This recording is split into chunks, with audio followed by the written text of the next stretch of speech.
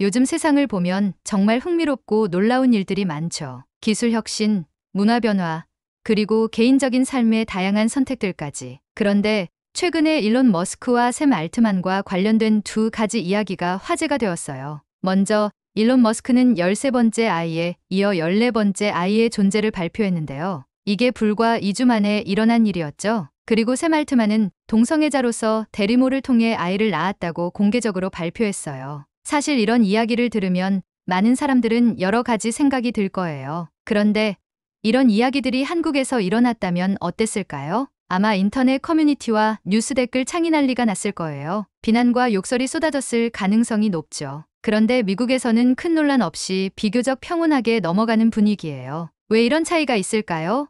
한번 생각해보죠. 먼저 구독과 좋아요 부탁드립니다. 가장 첫 번째로 떠오르는 이유는 문화적 차이일 거예요. 미국은 개인의 선택을 존중하는 분위기가 강한 나라예요. 가족의 형태나 삶의 방식에 있어서 다양성이 당연히 받아들여지는 경우가 많아요. 일론 머스크처럼 많은 아이를 가지는 것도, 샘 알트만처럼 동성 부부가 대리모를 통해 아이를 낳는 것도 각자의 선택으로 받아들여지는 편이죠. 물론 미국에서도 여러 관점이 있겠지만 개인에 대한 존중이 먼저 자리 잡고 있는 것이 큰 차이를 만듭니다. 두 번째로, 미국에서는 유명인이 사생활에 대해 상대적으로 덜 관여하는 경향이 있어요. 물론 가십이나 호기심은 전 세계 어딜 가나 존재하지만 한국처럼 유명인의 사생활이 모든 사람의 이슈가 되진 않아요. 사람들이 그래, 저 사람은 원래 그런 사람이니까 라며 넘기는 경우가 많아요. 반면 한국에서는 유명인의 행동 하나하나가 사회적 기준과 연결되어 평가받는 경우가 많죠. 즉, 문화적 시선의 차이가 또 한 가지 이유가 됩니다. 세 번째로는 법과 제도적 배경을 들 수 있어요. 미국은 대리모 출산이 합법인 많은 주가 있고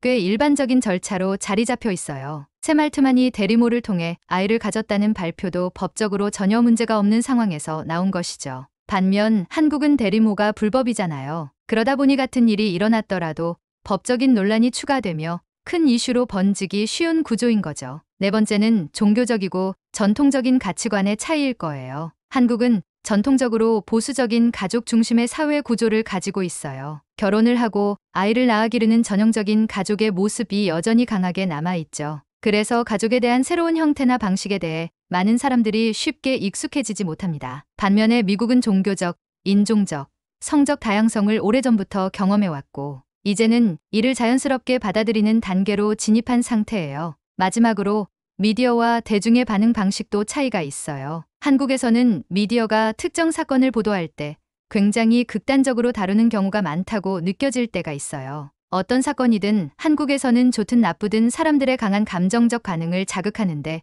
초점을 맞추는 경우가 많죠. 그래서 어떤 일이 벌어졌을 때 그것이 이슈화되고 대중의 비난이 이어지는 일이 흔히 발생합니다. 반면 미국에서는 미디어가 지나치게 자극적이기보다는 정보를 전달하는데 좀 더 집중하는 분위기인 경우가 많아요. 물론 미국도 가십성 이야기가 없진 않지만 한국만큼 극단적인 반응을 이끌어내는 경우는 드물죠. 자, 이 모든 점들을 한번 정리해 볼게요. 첫째, 문화적으로 다름을 받아들이는 미국의 분위기. 둘째, 유명인 사생활에 관한 무관심. 셋째, 법적 체계의 차이. 넷째, 전통과 가치관의 차이.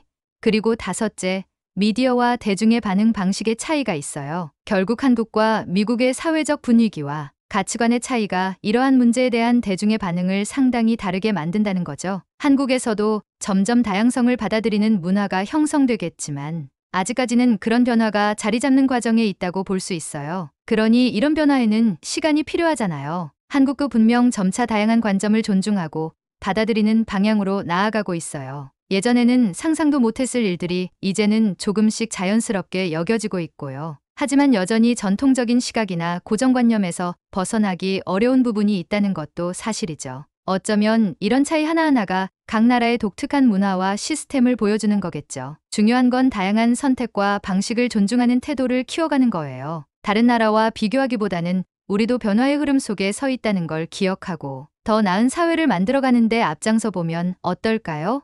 구독과 좋아요 부탁드립니다. 감사합니다.